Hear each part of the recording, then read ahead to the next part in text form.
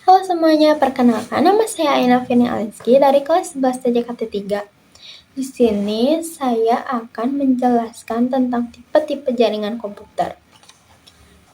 Yang pertama, ada tipe jaringan komputer berdasarkan area. Yang pertama ada Personal Area Network atau biasanya disebut PAN. PAN adalah jaringan yang menghubungkan komputer dan perangkat non-komputer seperti HP dan printer dalam area yang sangat terbatas, seperti sekitar 6-9 meter. Teknologi yang digunakan bisa berupa kabel USB, Firewire, atau nirkabel, Bluetooth, Wi-Fi, infrared. Saat ini, wireless PAN berbasis Bluetooth sangat populer karena instalasinya yang sangat cepat. Yang kedua ada LAN atau Local Area Network.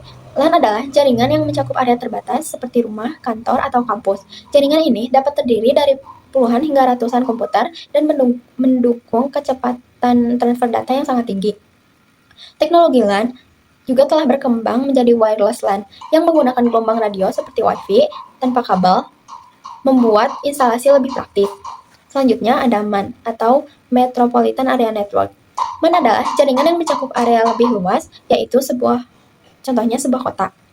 Teknologi yang digunakan mirip dengan LAN, namun skalanya lebih besar dan dapat menghubungkan lebih banyak komputer. MAN seringkali merupakan gabungan dari beberapa LAN dan dapat menggunakan teknologi kabel maupun nirkabel seperti WiMAX yang dapat menjangkau area sulit. Selanjutnya ada WAN atau Wide Area Network. WAN adalah jaringan dengan cakupan geografis yang sangat luas, bahkan bisa antar kota atau benua. WAN menghubungkan beberapa LAN atau MAN yang terpisah jauh, seringkali menggunakan saluran telepon, saluran komunikasi publik, atau satelit. Contohnya implementasi WAN yang paling umum adalah internet. Yang terakhir ada internet. Internet dapat dikategorikan sebagai jenis WAN yang khusus. Perbedaan utama antara keduanya terletak pada beberapa karakteristik, yaitu ada protokol. Internet menggunakan protokol standar yang disebut TCP atau IP yang menjadi fondasi komunikasinya. Lalu ada layanan khusus. Internet memiliki layanan khas seperti web browsing dan email yang membedakannya dari WAN. Lalu ada model pengoperasian. Internet memiliki model pengoperasian yang spesifik. Lalu ada pengalamatan unik. Setiap perangkat di internet memiliki alamat unik atau IP address. Lalu selanjutnya ada DNS atau Domain Name System. Internet menggunakan sistem penamaan domain yang menerjemahkan nama situs web menjadi alamat IP. Lalu yang terakhir ada sistem penentuan root. Internet memiliki sistem routing yang kompleks untuk menentukan jalan terbaik pengiriman data. Selanjutnya ada tipe jaringan komputer berdasarkan fungsi. Peer-to-peer adalah jenis jaringan komputer di mana setiap komputer dapat berfungsi sebagai server sekaligus klien. Ini berarti setiap komputer memiliki kemampuan untuk memberikan dan menerima akses dari komputer lain.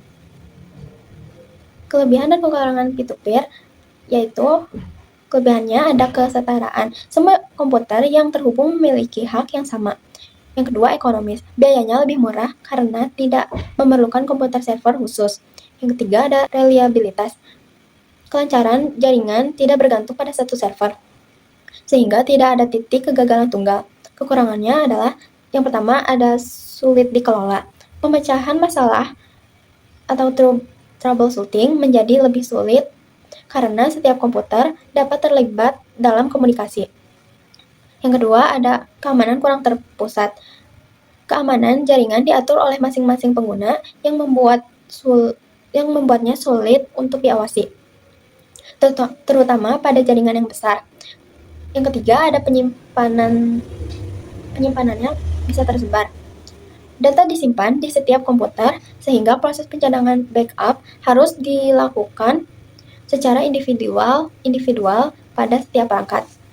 Client server adalah jenis jaringan komputer di mana satu atau lebih komputer berfungsi untuk melayani komputer lain. Layanan ini bisa berupa akses ke web, email, atau file. Keunggulannya yaitu ada keamanan dan administrasi terpusat. Jaringan ini memiliki administrator khusus yang mengelola keamanan dan administrasi sehingga sistem lebih terkontrol.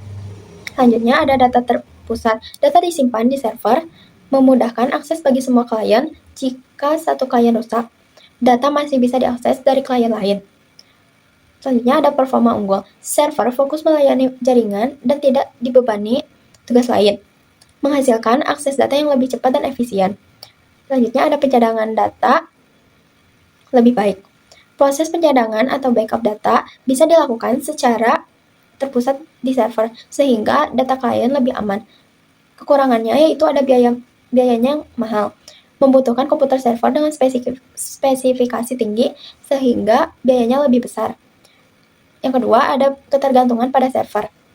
Jika server mengalami masalah, seluruh jaringan akan terganggu atau bahkan tidak berfungsi. Yang ketiga, ada tipe jaringan komputer berdasarkan medium penghantar.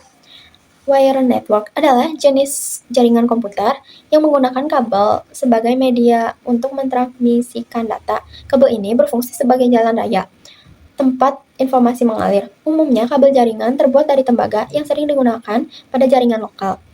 Namun, untuk jaringan yang lebih luas seperti MAN atau WAN seringkali digunakan kabel fiber optik. Beberapa jenis kabel umum dipakai pada wire network adalah koaksial, twisted pair, dan fiber optik. Selanjutnya ada wireless network. Wireless network adalah jenis jaringan komputer yang menggunakan gelombang radio sebagai media transmisinya.